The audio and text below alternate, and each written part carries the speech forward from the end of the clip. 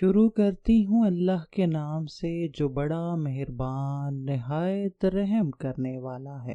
حضرت بلال رضی اللہ تعالی عنہ سے روایت ہے کہ میں ایک حبشی غلام تھا۔ میرا مالک بہت سخت تھا، وہ مجھ سے ہر وقت کام لیتا رہتا تھا، کبھی بھی مجھے آرام نہیں کرنے دیتا تھا، مجھے ہر وقت کام میں لگے رہنے کا حکم دیتا تھا۔ اس وقت میں کسی اور جگہ جایا آیا نہ کرتا تھا، اسی لیے مجھے زیادہ تر لوگوں کے بارے میں علم نہیں ہوتا تھا۔ میں نبی اکرم صلی اللہ علیہ وآلہ وسلم کو نہیں جانتا تھا اور نہ مجھے دین اسلام کے بارے میں علم تھا کہ یہ کیسا دین ہے۔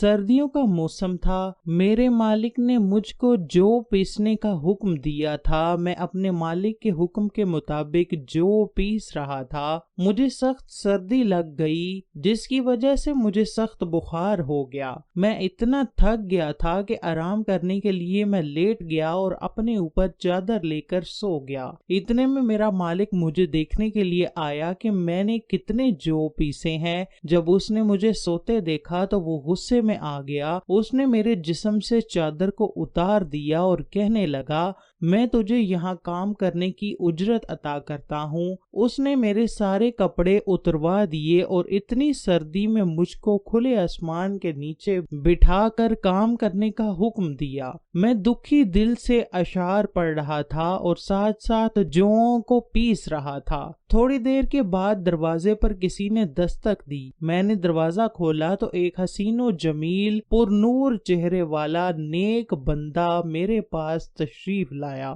اس بندے نے مجھ سے دریافت کیا، اے نوجوان، کیوں اتنے دکھی ہو؟ میں نے اس بندے کو کہا کہ آپ کو میرے سے کیا لینا دینا ہے، جاؤ اپنے کام سے کام رکھو۔ یہاں ہر روز بہت زیادہ لوگ آتے ہیں، کوئی بھی میری مدد کرنے کے لیے تیار نہیں ہے۔ آپ صلی اللہ علیہ وآلہ وسلم نے اس حضرت بلال رضی اللہ تعالی عنہ کی بات سنی اور چپ چاپ جانے لگے تو حضرت بلال نے کہا کہ میں نے کہا تھا کہ یہاں بہت زیادہ انسان آتے ہیں پر مدد کرنے کے لیے کوئی نہیں آتا۔ حضرت بلال نے سخت الفاظ بولے، نبی اکرم اس کے سخت لفظوں کو سن کر چلے گئے۔ حضرت بلال کے دل میں جو تھوڑا سا خیال تھا کہ نبی اکرم میری مدد کے لیے آئے ہیں، اب وہ بھی امید جاتی رہی۔ نبی اکرم تھوڑی دیر گزرنے کے بعد کچھ کھجوریں اور گرم دودھ لے کر آئے۔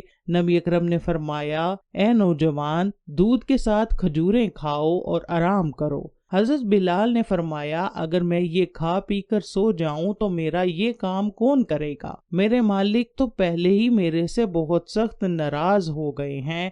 نبی کریم صلی اللہ علیہ وسلم نے فرمایا کہ تجھے یہ جو پیسے ہوئے چاہیے نا، میں آپ کو یہ جو پیس کر دوں گا۔ حضرت بلال حضرت محمد کی یہ بات سن کر بہت خوش ہوئے اور دودھ کے ساتھ کھجوریں کھا کر سو گئے۔ یہ عمل مسلسل کافی دن تک جاری رہا۔ جب حضرت بلال کی طبیعت بہتر ہو گئی تو نبی کریم صلی اللہ علیہ وسلم نے میرے پاس آنا چھوڑ دیا تھا۔ اسی وجہ سے نبی کی محبت حضرت بلال کے دل میں پیدا ہوئی۔ یہ تھا وہ تعارف جس کے بطن سے اس لافانی عشق نے جنم لیا کہ آج بھی بلال کو صحابی رسول، بعد میں عاشق رسول پہلے کہا جاتا ہے۔ ایک دفعہ حضرت ابوذر رضی اللہ تعالی عنہ نے حضرت بلال کو کہا، اے کالی کلوٹی ماں کے بیٹے، اب تو بھی میری غلطیاں نکالے گا۔ بلال نے یہ سنا تو رونے لگے۔ آپ رسول اللہ کے پاس گئے اور ان سے کہنے لگے، اے اللہ کے رسول، حضرت ابوذر نے